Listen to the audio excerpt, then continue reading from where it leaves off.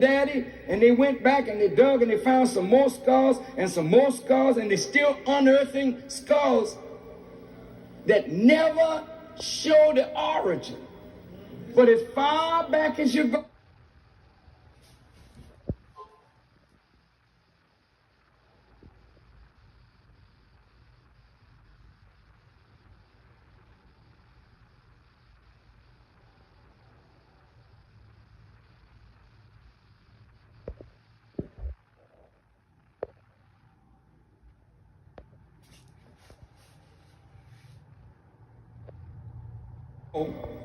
defines you. Wait now. We have Caucasians in this audience. We have Hispanic brothers, sisters, and brothers in the audience. We have men of many different hues and colors. The Bible says, from one blood, God created all men from one blood. Blood is the life fluid of some living organism. So from one blood, meaning from the genetic strain of one life, God made all. Look at what the Quran says. He created you from a single being and created your essence from the your mate from the same essence, and from these two he spread many men and women. It started from one, now it's many. And how did you start? You started from sperm mixed with ovum, and when the sperm connected with the ovum, it produced the first cell of life. And from that one cell, now you are billions and billions and billions of cells in this one body. But you started from one. Can you dig it? Yes, sir. Excuse my slang. Now, the Quran tells us the color of the first man. First man is called Adam. In the Quran it says, Allah created him from black mud and fashioned him into shape. Stop. Since my body is from the earth, if he created the first man from black mud, step up anthropologist, step up historian, step up biologist, step up geneticist, talk to me. If the first man were white, the yellow man couldn't even get here.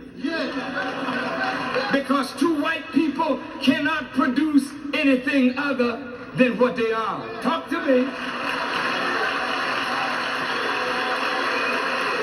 So, I'm not teaching black supremacy. I'm just teaching actual facts.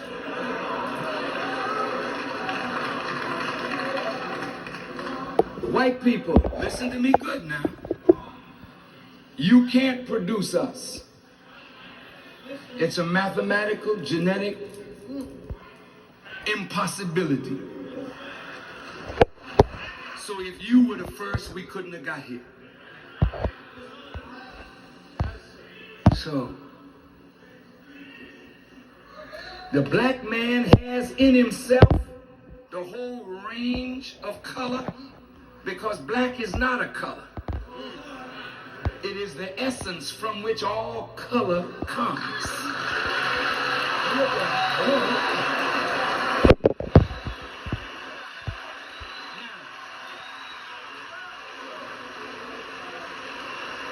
Now, brothers, Trappers, trappers. Appreciate you, bro. Merry Christmas to you too and your family, from himself. That means God and has God's divine nature in you. As David the psalmist says, ye are all God's children of the Most High God. Now let's get the Bible and Quran to back this up. In the Bible, The sands, what's the deal? the apostle says, how can you love God whom you have never seen and hate your brother whom you see every day? Let's stop a minute. Let's look deeper. What do you mean? How can you love God whom you've never seen and then hate your brother? Wait. Then there's something in your brother that is of God. So when you hurt your brother, you're hurting your father. I'm a father, brothers. I got 9 children, 23 grandchildren, 1 great-grandchild. And if I ever see my children fighting, it gives me such pain. If you are God, not big God, but a little God, made, as the Bible says, in the image and the likeness of God. Then Elijah Muhammad said, every time I see a black man, I'm looking at God. So when I look at you, I don't have to wait to see the Father. I see the Father in you. So when I see you, I got a duty by you, brother. When I meet you, you say, oh, Farrakhan, I'm real happy to meet you, man. And I always say, it's my honor, brother, to meet you. And you look at me and say, what is it? How he honored to meet me? Because when I meet you, I'm meeting a person that has never been on the earth before. And there will never be one quite like you ever, ever again. So, when I see you, I have to treat you like I would honor God.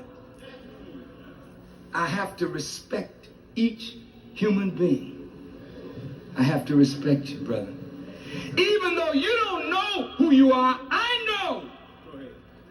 And because I know, my duty is to honor and respect you. Even these little children, they are little babies. But the power of God is in them, and they're going to grow up one day, hopefully, to be mighty men. So you start respecting them when they're in the cradle. You start respecting them when you see the woman forming that child in the womb. You don't wait till it gets here. And that's why no man who's a real man will beat a woman. No man who is a real man will beat a woman. No man who's a real man will disrespect a woman, because it's through woman that we live. Go ahead. If you live to be the age of Methuselah, which is 969 years. What's up? Appreciate y'all coming through. Make sure y'all tap that like button for me. Subscribe to the channel if you ain't subscribed yet. A woman. So when she tells you, I love you, when she says, I love you, if she means it from the depth of her heart, she's saying, I want to give life to you. I want to extend your life by my love. So you and she enter into a contractual arrangement that is from divine. And after 9 months, she suffers the pain of death to give birth to you all over again. And so as a man who has a child, if you love God and love yourself, when you see yourself growing again, you got a chance to make that life better than you were made. So when that life comes, it's like a potter's clay. You can shape it, you can mold it, you can make it something. So Jesus said, Reverend Jackson, when the disciples said, Master, when were you hungry and we fed you not? When were you naked and we clothed you not? When were you out of doors and we gave you not shelter? When were you sick and imprisoned and we ministered not unto you? He said, inasmuch as you have not done this unto the least of these, my brethren, go ahead, you have not done it also unto me. So the least little brother in here is the brother of Christ. Stop right there. Stop, man. We gotta get through this part. Don't leave me. Who is Christ?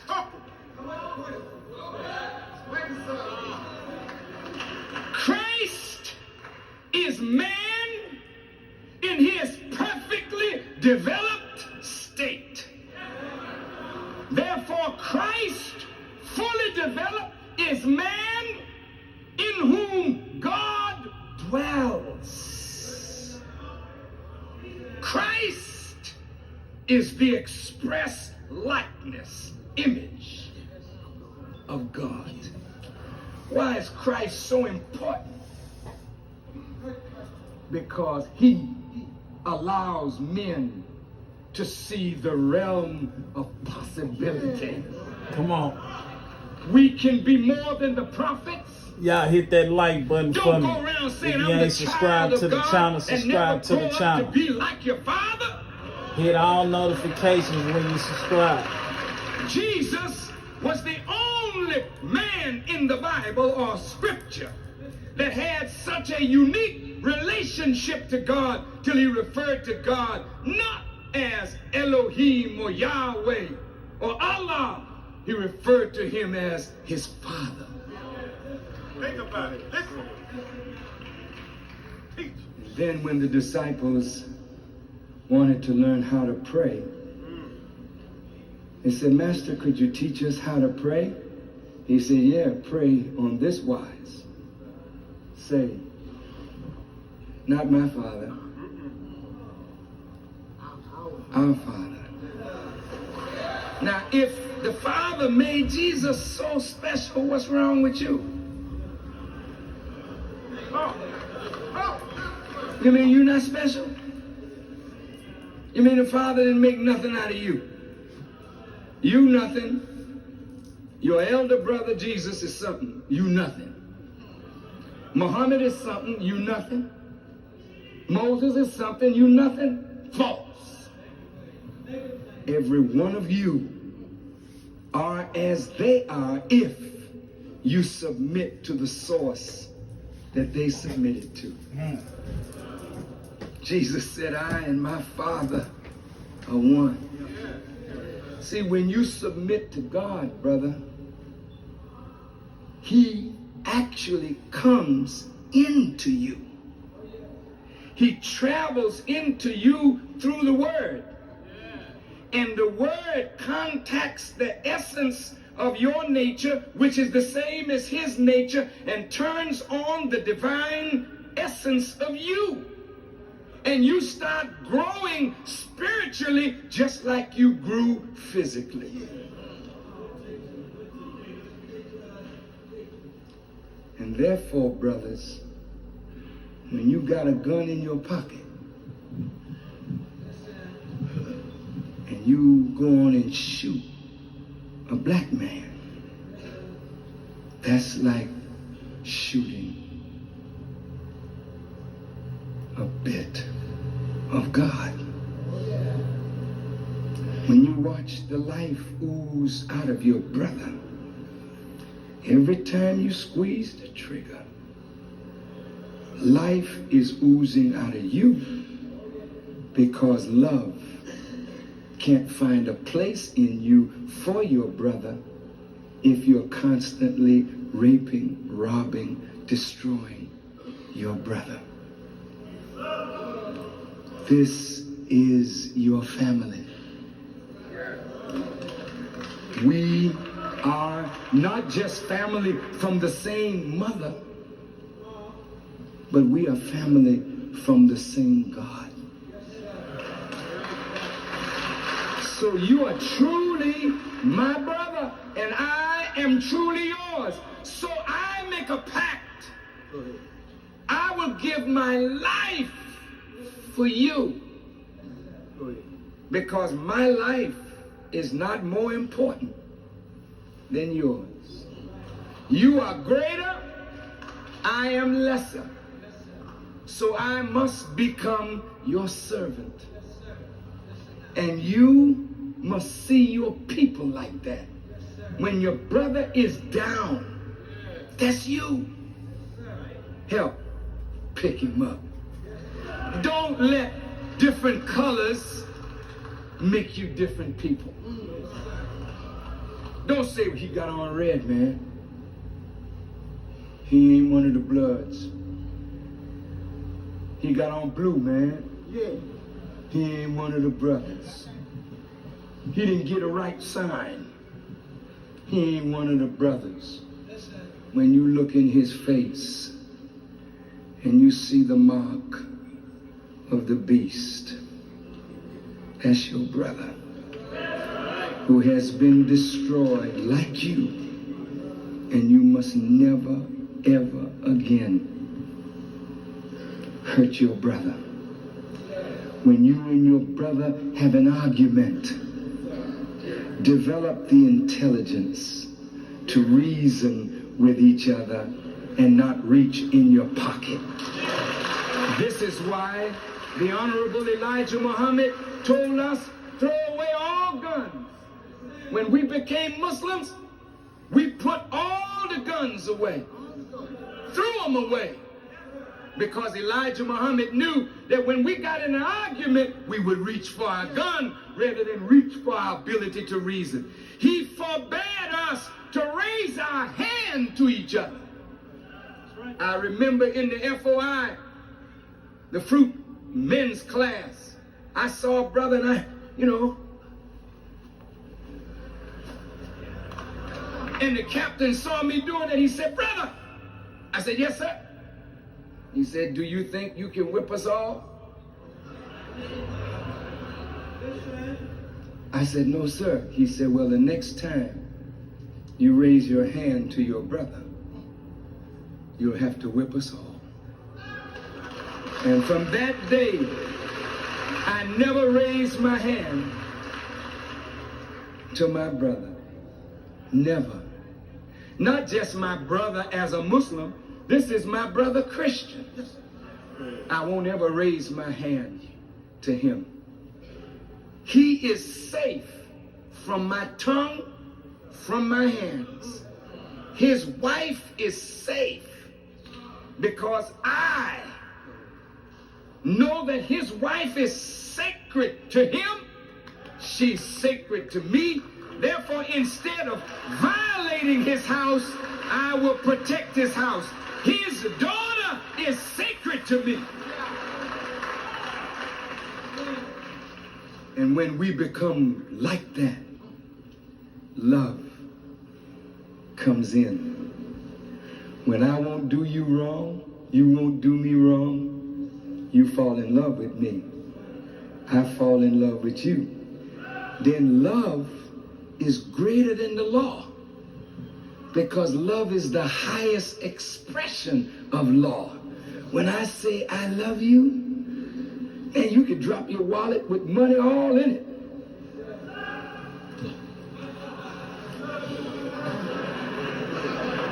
That's not a brother. I say, hey, brother. You dropped your wallet here. You say, man, I ain't gonna do that. If that fool dropped that wallet, and I see it, I got it. But we are taught that if your brother has a bowl of soup and you have none, half your bowl belongs to your brother. So if I got money, you don't have to steal. If you got need and I got, here, brother, but I don't want you to lay on me. Right? But I'll help you out as my brother. Now, I would like to conclude this talk, but I don't want anybody to get up, because we're going to say prayer together. But I want to just show you, in conclusion, the meaning of the story of the donkey and the colt, and show you how this amount of men together, I show you what we could do right here in Houston. Right. And you'll never be broke and powerless if you have unity. There's an ass tied, untied. White folks got us tied up to them, but they're not using us. Therefore, by the law of non-use, they have forfeited their right to hold us. Listen, Jesus is not a thief. He didn't tell his disciples, go and untie him and bring him to me. When you got a tie on you, that means you belong to somebody else. But the master had come, and he paid a price to redeem them. So he said, no, they're not using you. I've suffered for you. Go untie them. I got need. Bring ass to me. I'm not speaking vulgar. No. Then Jesus rides into Jerusalem on the ass or the donkey. People saying, Hosanna. Do you know, in the history, there has never been, to my knowledge, a leader who calls black men out to a special meeting to talk to black men? Go check the history. Brothers, if this happens in 15 or 20 cities across the country, what do you think they're thinking? See, you are the unlearned, the donkey. Farrakhan is who you came to hear. That means you are the wave or the wind beneath his wings. So when they record this meeting, they're going to say, that Farrakhan, he's getting them black men stirred up. He's more dangerous than any nigger we've had. Hey, hit the like button. The subscribe moment to the Jesus channel. got Share on it the out. donkey Turn us up on the likes. and Hit the rode like into button. Jerusalem, Subscribe to the channel. his time Share it out. was numbered, because they in secret council said he got to die. I'm telling you tonight, they have already decided Farrakhan got to go. Wait. Wait. They made their plans. But God made his. Salute, mailman. You don't have to worry about that. Mailman. Merry Christmas to you and your family, G. I don't believe they have a gun big enough to shoot me from here across the street if it doesn't please God. If it pleases God that I die, then it pleases me to die. I don't think so. We got work to do. So here you are, all tied up. I'm one of the master's disciples. I saw you tied. I'm here tonight to loose you. All right. Yes, sir. Come on, black man. We got a job to do. I don't care what work you're doing now. You got a bigger job to do for God. And since you said, Lord, if you get me out of trouble this one time, I'll serve you. Now here's the way God wants you to serve him. Appreciate you, G. First of all, brothers, each of us have to decide to clean up our act. This body is the real house of God, not this. No, not this building. Not this building. It's a beautiful building. But this building is not the real house of God. This here is greater than this. That's right. Because this is the architecture of men. This is the craftsmanship of God. So, you must never violate the house of God. You shouldn't eat improper foods, unclean foods, clogging up your beautiful system with unclean foods. Some of you drove good cars. I saw them parked all out there. And brothers, you're not going to put cheap gas in that finely engineered engine. You put the highest octane in it because you don't want it pinging and going on. And then you go and sit at McDonald's. And feed this magnificent house garbage.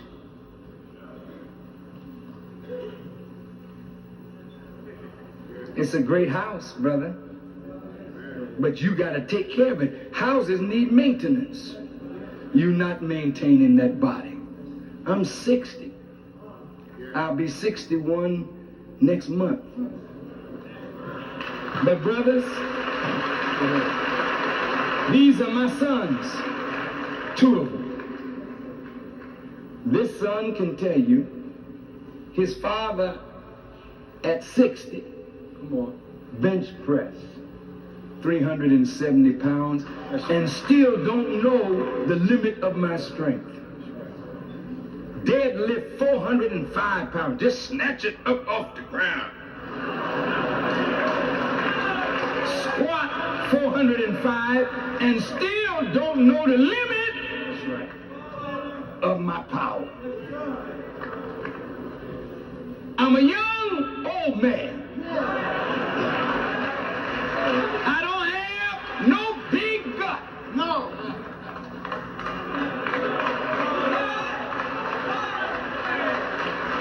What do you look like? Some of you have not seen yourself.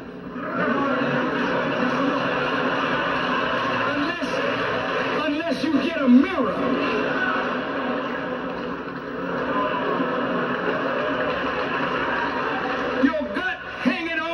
Over your knees. This is your lifeline. Ask the champ. Look how magnificent he looks when he takes off his clothes. You don't have to age because you've been here long. Holyfield. Ain't none of you in Ain't here got really Holyfield old. in the goddamn crowd. 70's not old, 80's not old, 90's not old. You just got here, man. What you getting out of here for? Hang in there, brother. But you gotta stay here long enough to learn how to live so you can pass on valuable lessons to your children and your grandchildren. You out of here. Improper foods. I have fasted from 3 days to 40 days. You gotta learn how to cleanse your bodies and your minds. I mean, I'm just quick, brother. I can wake up in the middle of the night and teach for hours, never repeating myself. You are greater than I am.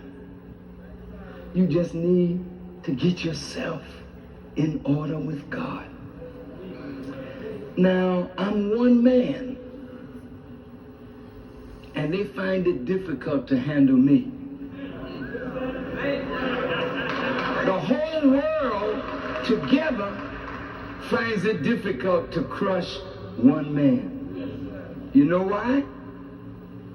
Greater is he that is in me than he that is in the world. Suppose we let him get into us and we become a united power in God. You don't need a gun anymore. You can do it with this. When they told me 30,000 people were standing on the outside and they were trying to get screens, I went in my room and I said, "Oh Allah, hold back the rain. Don't rain on the people." And he held it up. You got juice, man. You God's people.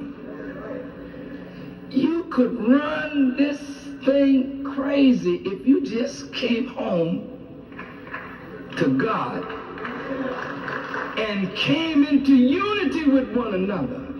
You would have so much power, you would frighten yourself.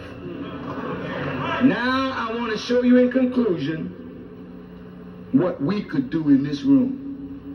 You see, Reverend Jackson built all of this with the support of the people that believe in him. I've been in many churches. I've never been in one like this. As big as this is, hold as many people as this does. He don't owe nothing on it. He had people working with him. I look at the 14,000 men that are here, and if we could get the 15,000 that are outside, and just check this out. Suppose each of us put $10 together tonight. 14,000 times 10 is $140,000. Put it in the treasure. Come back next week. Put it in the treasure. Come back the third week. Put it in the treasure. By the fourth week, you got over $500,000 liquid cash. You go to a bank, say, "Look here, man. You got any properties that you foreclosing on? Show me your portfolio." You say, "Well, yeah, we got this building, this apartment building here." Say, "We'll take it." In this room tonight, there are carpenters, brick masons, plumbers, electricians, roofers, everything imaginable right in this room. And you got young people in here who don't know any of these trades. You take these abandoned buildings and you put the craftsmen to work and you put the young man beside him as an apprentice. Before you know it, those abandoned buildings are built back up. And now somebody's living in them, paying rent to you. You the owner now. Then you say, okay, let's keep this up, $10. Now we got 30,000 people. That's 300,000 in 1 week. You notice how white folk giving up their farms? What you do, you go and buy you 1,000 acres. And what I need a farm for, that's the engine of life. That's where everything we got on comes from. The farm, brother. Our problem is we're allowing everybody else to feed us. We're not feeding ourselves and our children.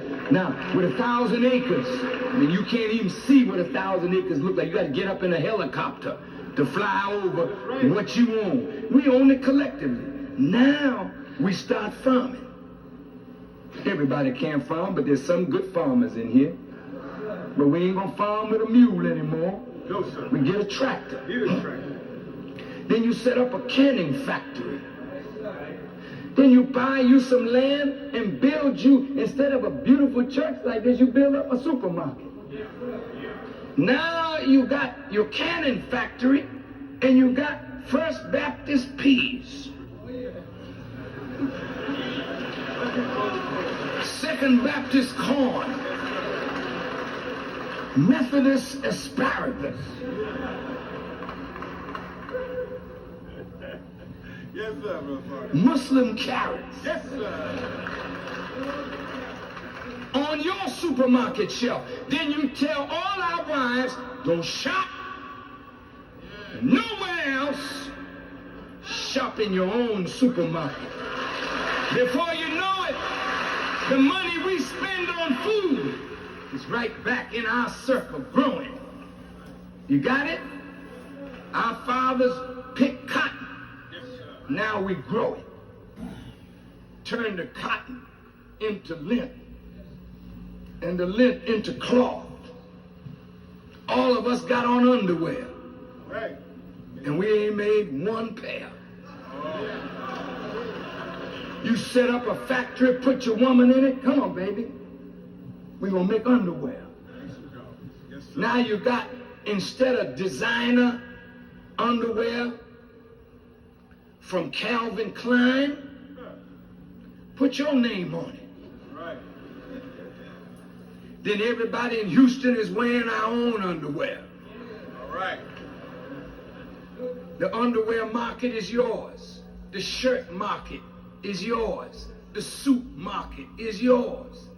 The same way white folk can get alligator. I got on gators. But the gator don't belong to them. It was created by God. Yeah. We can get them too. That's right. Cow gave his hide to white folk. It'll give it to you. Tan that hide and make you some shoes.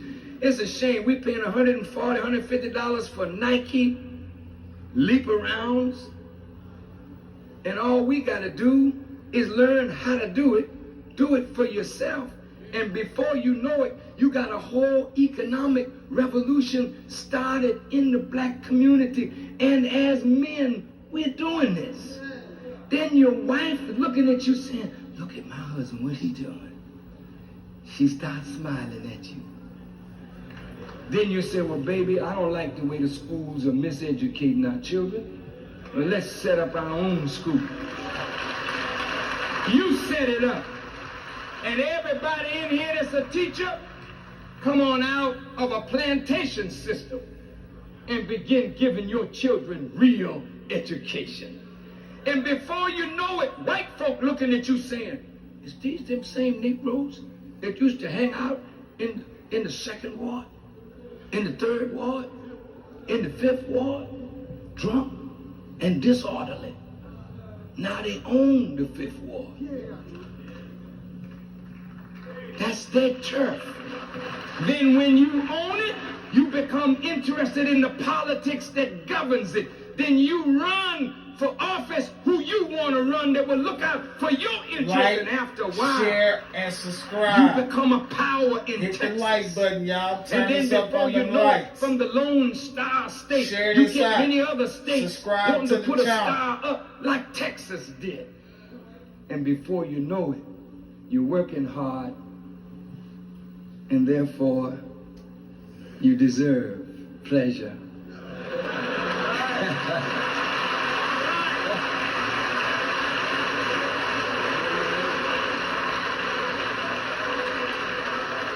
And your wife will say, I really want to help you. Because at last, honey, you're doing something. Come on, brothers. Let's fill the church up with men. Yes, sir. Let's fill the mosque up with men. Yes, sir. And let us never let religion and the labels divide us ever again from one another. Never again.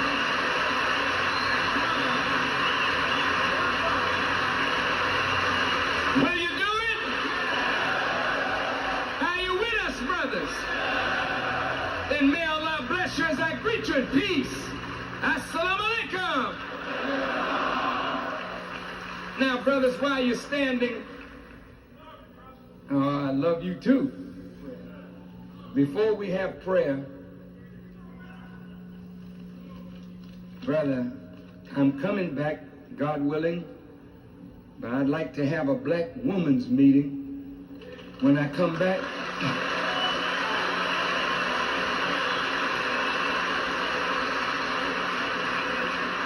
I want to ask a question. All of you who are interested in making our own communities a more decent place to live, would you raise your hands, please? How many of you, thank you, how many of you, brothers, would like to accept a training that would cause you to be self-disciplined, and then we in turn take the responsibility of disciplining our community, making it safe for our women, our children, and our elderly? How many of you would like to do that? Then I'd like to ask you, brothers, if you would take this pledge, and when you say it, if you say it, the only thing we have is our word. And once we give our word, we must strive never to break our word. Take this pledge. I say your name.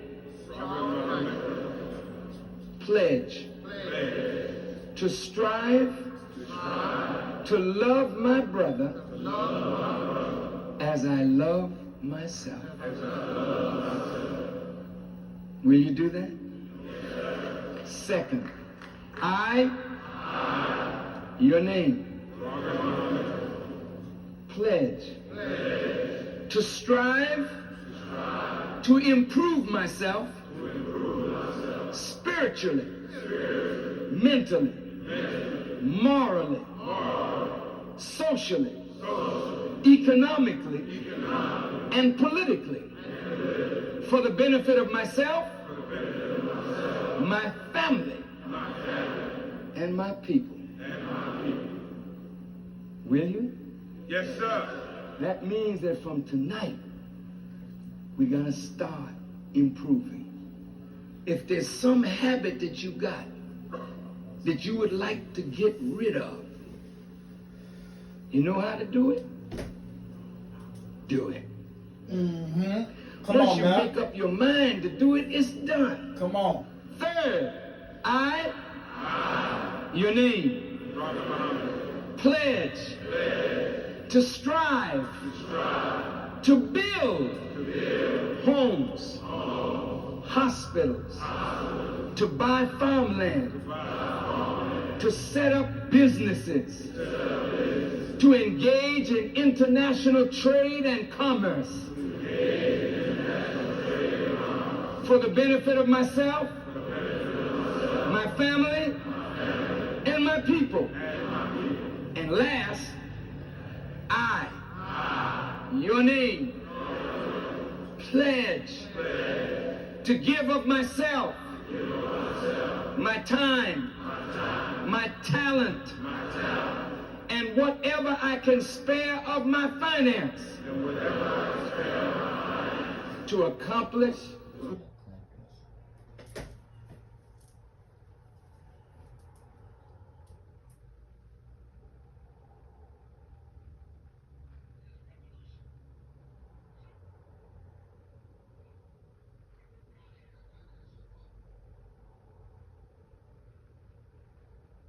to be told that. But what else are you?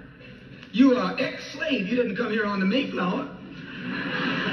You came here in a slave ship, in chains, like a horse or a cow or a chicken. And you were brought here by the people who came here on the Mayflower. You were brought here by the so-called pilgrims or founding fathers. They were the ones who brought you here. We have a common enemy. We have this in common. We have a common oppressor, a common exploiter, and a common discriminator. So once we all realize that we have this common enemy, then we unite on the basis of what we have in common. And what we have foremost in common is that enemy, the white man. He's an enemy to all of us. I know some of you all think that some of them aren't enemies. Time will tell. In Bandung, back in, I think, 1954, was the first unity meeting in centuries of black people. And once you study what happened at the Bandung Conference and the results of the Bandung Conference, it actually serves as a model for the same procedure you and I can use to get our problem solved. At Bandung, all the nations came together. They were dark nations from Africa and Asia. Some of them were Buddhists. Some of them were Muslim. Some of them were Christian. Some of them were Confucianists. Some were atheists. Despite their religious differences, they came together. Some were communists, some were socialists, some were capitalists. Despite their economic and political differences, they came together. Subscribe to the channel. Brown, hit red, all or yellow. notifications. The number one thing that Share this was out. not allowed to attend the Hit that Bandung like Conference button. was Tell the me white something on man. the likes. He couldn't come. Once they excluded the white man, they found that they could get together. Once they kept him out, everybody else fell right in and fell in line. This is the thing that you and I have to understand. And these people who came together didn't have nuclear weapons. They didn't have jet planes. They didn't have all of the heavy armaments that the white man has.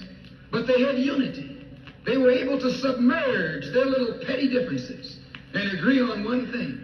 That though one African came from Kenya and was being colonized by the Englishmen, and another African came from the Congo and was being colonized by the Belgian, and another African came from Guinea and was being colonized by the French, and another came from Angola and was being colonized by the Portuguese.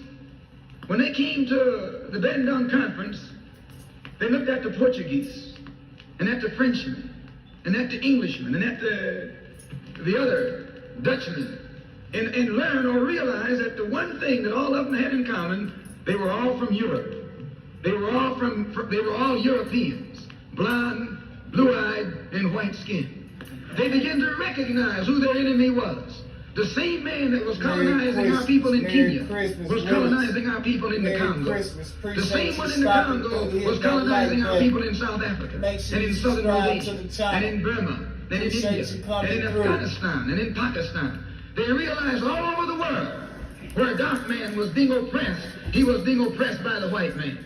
Where the dark man was being exploited, he was being exploited by the white man. So they got together under this basis, that they had a common enemy. And when you and I here in Detroit and in Michigan and in America, who have been awakened today, look around us, we too realize here in America, we all have a common enemy. Whether he's in Georgia or Michigan, whether he's in California or New York, he's the same man. blue eyes and blonde hair and pale skin. Same man.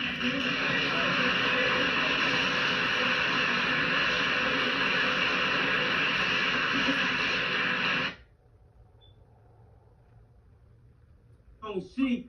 That's my fault, y'all. We all have a common enemy. Whether he's in Georgia or Michigan, whether he's in California or New York, he's the same man. Blue eyes and blonde hair and pale skin. Same man.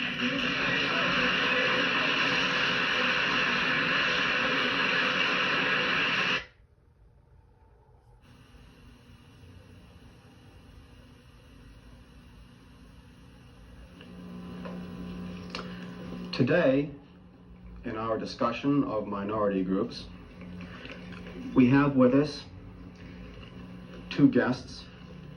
One is Minister Malcolm X. Shabazz, one of the top leaders of the Nation of Islam, or the so-called Black Muslims. And we also have Mr. Herman Blake, one of the teaching assistants in the course. We will discuss today some of the goals and some of the strategies of the Nation of Islam. And I wonder if Mr. Blake might start it off by asking Mr. Shabazz a question. Minister Malcolm, the thing that I thought might be good. Awaken today. Look around us. We too realize here in America, we all have a common enemy.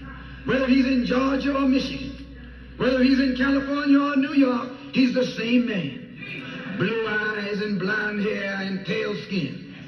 Same man.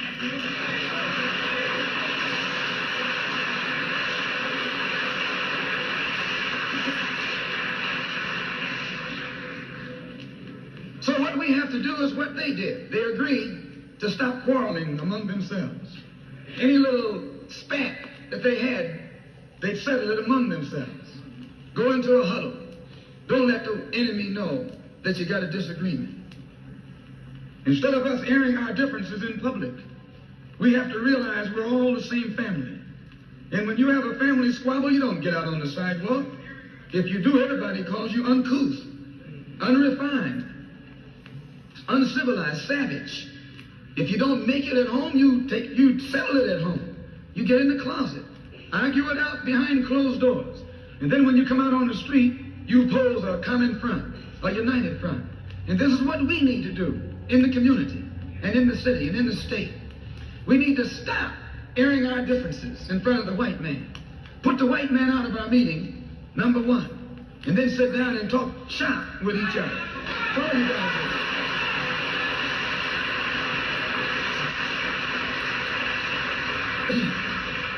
I would like to make a few comments concerning the difference between the Black Revolution and the Negro Revolution. There's a difference. Are they both the same? And if they're not, what is the difference? What is the difference between a Black Revolution and a Negro Revolution? First, what is a revolution? Sometimes I'm inclined to believe that many of our people are using this word revolution loosely, without taking careful consideration what this word actually means and what its historic characteristics are. When you study the historic nature of revolutions, the motive of a revolution, the objective of a revolution, and the result of a revolution, and the methods used in a revolution, you may change words. You may devise another program. You may change your goal and you may change your mind. Look at the American Revolution in 1776. That revolution was for what? For land. How was it? Why did they want land? Independence. How was it carried out? Bloodshed. Number one, it was based on land. The basis of independence. And the only way they could get it was bloodshed. The French Revolution. What was it based on? The landless against the landlord. What was it for? Land. How did they get it? Bloodshed. Was no love lost. Was no compromise. Was no negotiation. I'm telling you, you don't know what a revolution is. Because when you find out what it is, you'll get back in the alley. You'll get out of the way.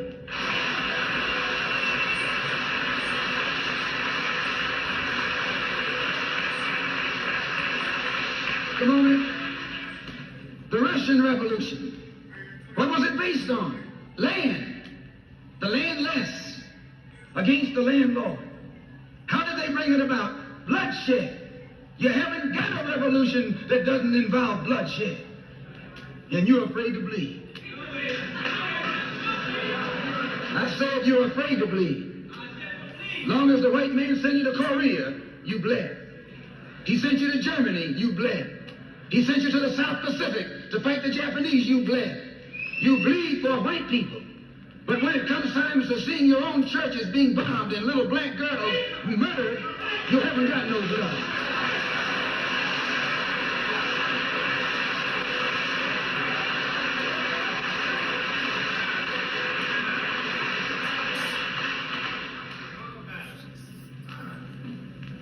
You bleed when the white man says bleed. You bite when the white man says bite. And you bark when the white man says bark. I hate to say this about us, but it's true. How you gonna be nonviolent in Mississippi as violent as you were in Korea? How can you justify being nonviolent in Mississippi and Alabama when your churches are being bombed and your little girls are being murdered, and at the same time you're gonna get violent with Hitler and Tojo and somebody else that you don't even know?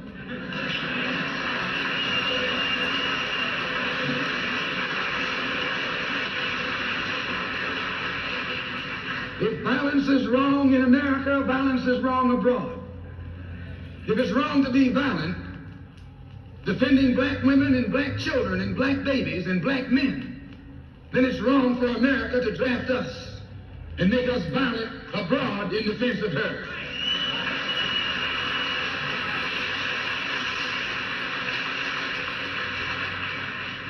The Chinese Revolution. They wanted land. They threw the British out, along with the Uncle Tom Chinese. Yeah, they did. They set a good example. When I was in prison, I read an article, and don't be shocked when I say I was in prison. You're still in prison.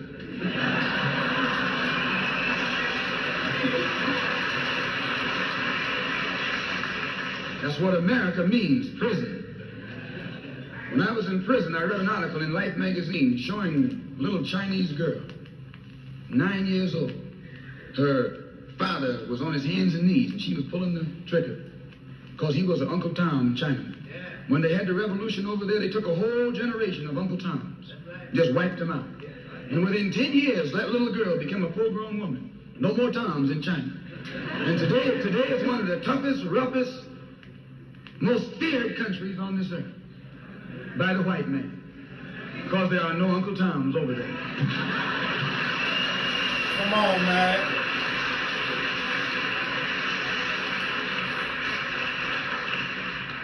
Of all our studies, history is best qualified to reward all research.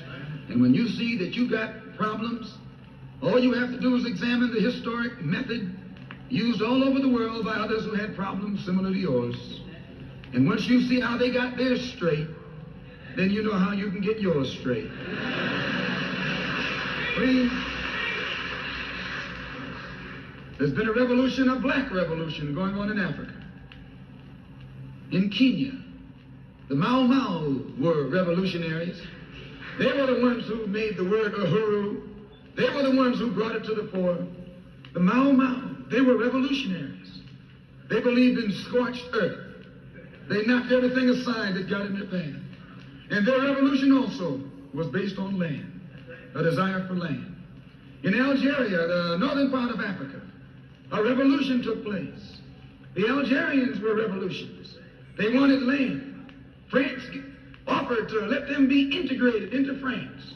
They told France to hell with France. They wanted some land, not some France.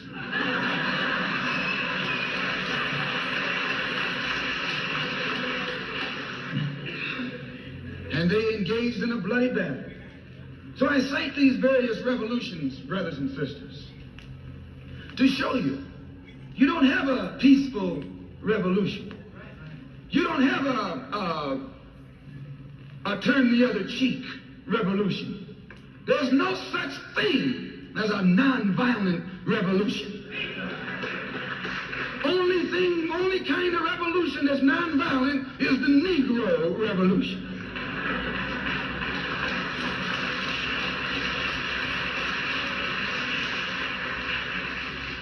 The only revolution based on loving your enemy is the Negro revolution. The only revolution in which the goal is a desegregated lunch counter, a desegregated theater, a desegregated park, and a desegregated public toilet. You can sit down next to white folks on the toilet.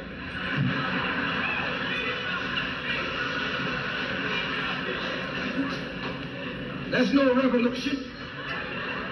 Revolution is based on land. Land is the basis of all independence. Land is the basis of freedom, justice, and equality. The white man knows what a revolution is. He knows that the black revolution is worldwide in scope and in nature. Appreciate you coming The through, black Hatch. revolution is sweeping Tap Asia, that like button sweeping for Africa. me. It's Subscribe bearing to its the head in channel. Latin America. Hit all The Cuban notifications. Revolution, that's a revolution. They overturned the system.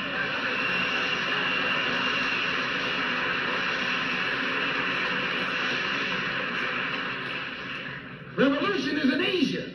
Revolution is in Africa. And the white man is screaming because he sees revolution in Latin America. How do you think he'll react to you when you learn what a real revolution is? You don't know what a revolution is. If you did, you wouldn't use that word. A revolution is bloody. Revolution is hostile. Revolution knows no compromise. Revolution overturns and destroys everything that gets in its way. And you sitting around here like a knot on these folks, no matter how much they hate me. No, you need a revolution.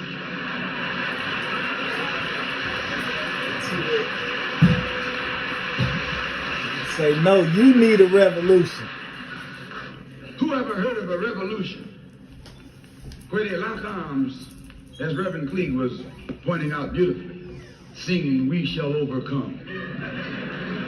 Just tell me you don't do that in a revolution. You don't do any singing, you're too busy swinging.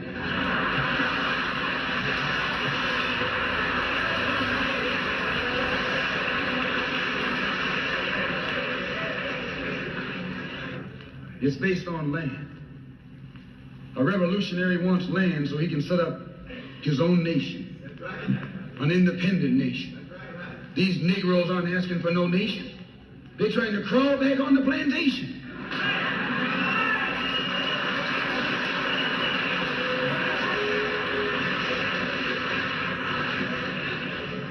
When you want a nation, that's called nationalism.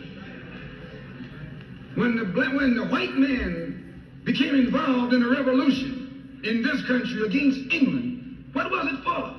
He wanted this land so he could set up another white nation. That's white nationalism. The American Revolution was white nationalism. The French Revolution was white nationalism. The Russian Revolution, too, yes, it was white nationalism. You don't think so? Why you think Khrushchev and Mao can't get their heads together? White nationalism. All the revolutions that's going on in Asia and Africa today are based on what? Black nationalism. A revolutionary is a black nationalist. He wants a nation. I was reading some beautiful words by Reverend Cleage pointing out why he couldn't get together with someone else here in the city.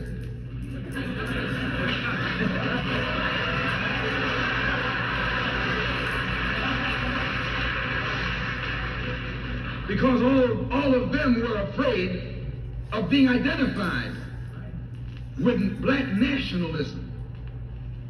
If you're afraid of black nationalism, you're afraid of revolution. And if you love revolution, you love black nationalism.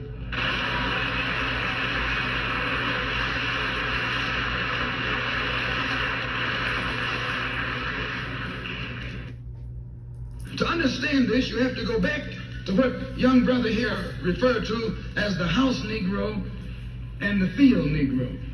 Back during slavery, there was two kinds of slaves. There was the house Negro and the field Negro. The house Negro, they lived in the house with master. They dressed pretty good. They ate good because they ate his food, what he left. They lived in the attic or the basement, but still they lived near their master. And they loved their master more than the master loved himself.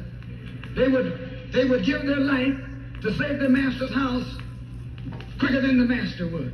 The house Negro, if the master said, we got a good house here, the house Negro say, yeah, we got a good house here. Whenever the master said we, he said we. That's how you can tell a house Negro.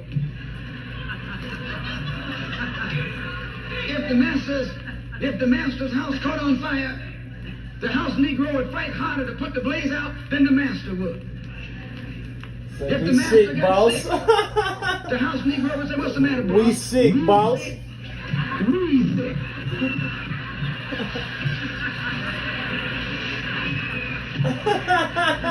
He identified himself with his master more than his master identified with himself. And if you came to the house Negro and said, let's run away, let's escape, let's separate, that house Negro would look at you and say, man, you crazy. What you mean separate? Where is there a better house than this? Where can I wear better clothes than this? Where can I eat better food than this? That was that house Negro. In those days, he was called a house nigger. And that's what we call him today, because we still got some house niggers running around here. Yeah, speak on it.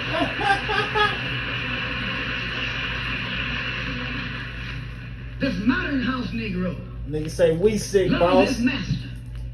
He wants to live near him. He'll pay 3 times as much as the house is worth just to live near his master. And then brag about, I'm the only Negro out here.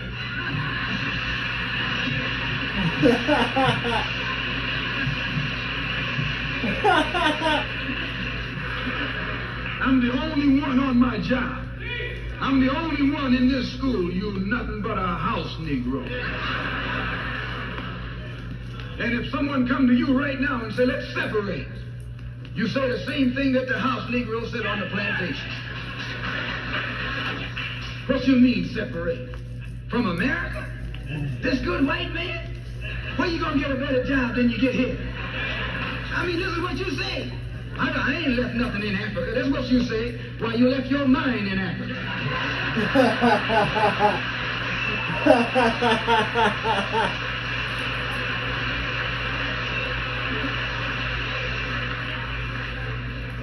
On that same plantation, there was the field Negro.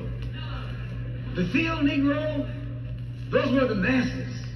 There was always more Negroes in the field than there was Negroes in the house. The Negro in the field caught hell. He ate leftovers. In the house, they ate high up on the hull. The Negro in the field didn't get nothing but what was left of the inside. Hey, of the Merry hull. Christmas, They call them G. chitlins nowadays. Merry Christmas to you, G. In those days, they call them what they were. I'm about to get on up out of here, man, and get to starting this gumbo and shit, man. I'm at the highs, And some of man. you all still gut eaters. I was just trying to run these views up real quick. That's all I'm doing this shit for.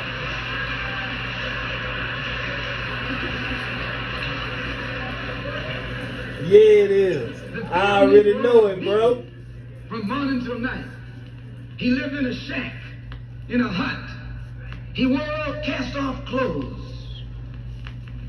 And he hated his master. I say he hated his master. He was intelligent. That house Negro loved his master. But that field Negro, remember, they were in the majority. And they hated the master. When the house caught on fire, he didn't try and put it out. That field Negro prayed for a wind, for a breeze. When the master got sick, the field Negro prayed that he died. If someone come to the field Negro and said, let's separate, let's run, he didn't say, where are we going? He said, any place is better than here. Come on, Mac.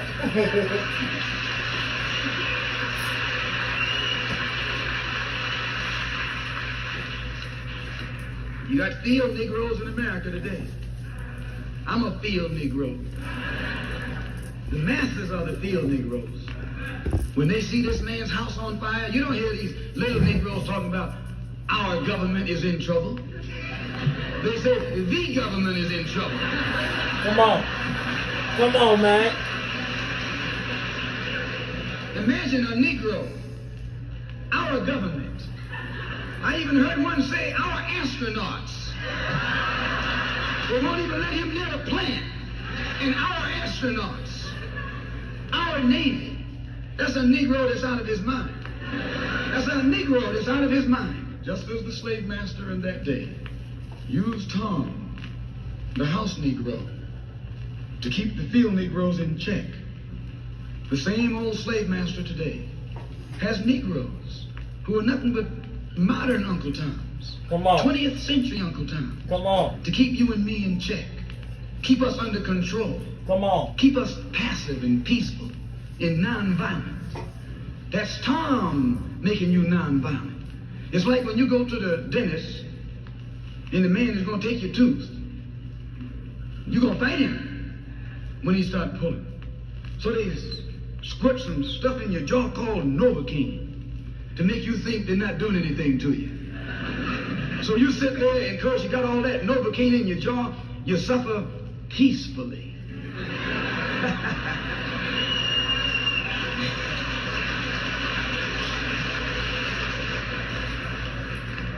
Blood running all down your jaw. And you don't know what's happening. Because someone has taught you to suffer peacefully. The white man do the same thing to you in the street. When he want to put knots on your head and take advantage of you and don't have to be afraid of you fighting back, to keep you from fighting back, he get these old religious Uncle Toms to teach you and me that just like Novocaine, suffer peacefully. Don't stop suffering, just suffer peacefully. And Reverend Cleave pointed out, let your blood flow in the streets. This is a shame. And you know he's a Christian preacher. If it's a shame to him, you know what it is to me.